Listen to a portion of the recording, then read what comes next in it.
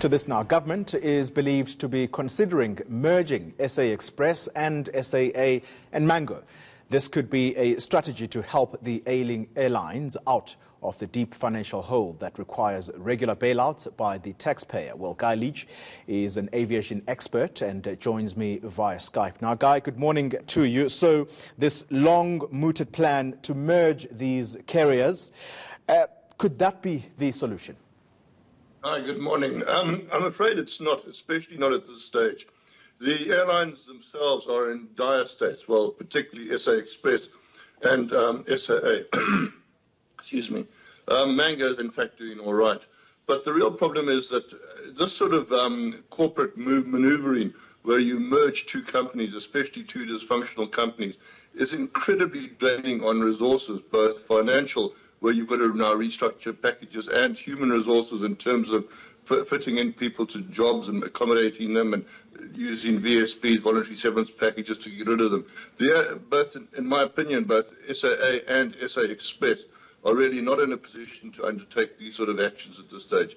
And quite frankly, my view is that SA Express doesn't really have a case left to support its existence. We've seen from reports in Parliament this week that it's currently losing money on almost every one of its flights and every one of its routes. It's losing 40 million rand a month just on its routes, let alone on operational costs. So the case for its existence is not good. It has a private sector competitor that's done very well in Airlink, and perhaps the best solution is simply to put SA Express out of its misery and merge its operations with Airlink.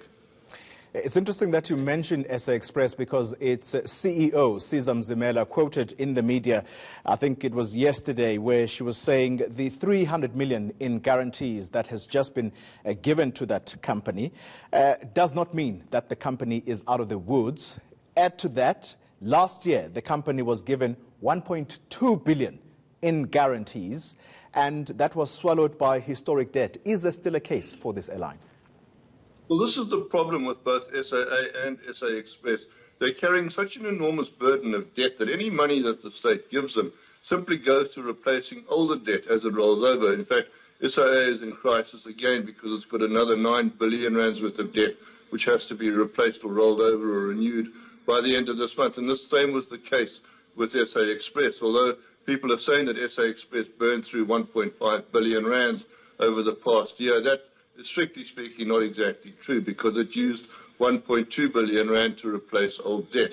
But the fact of the matter is the airline is still running at an enormous operational loss and compared to its size. And quite frankly, what happened was when it was grounded just over a year ago, 18 months ago, by the Civil Aviation Authority citing safety concerns and maintenance concerns, it lost most of its routes to SA Airlink anyway, and it hasn't been able to get those routes back. So it doesn't even have a viable route network at this stage.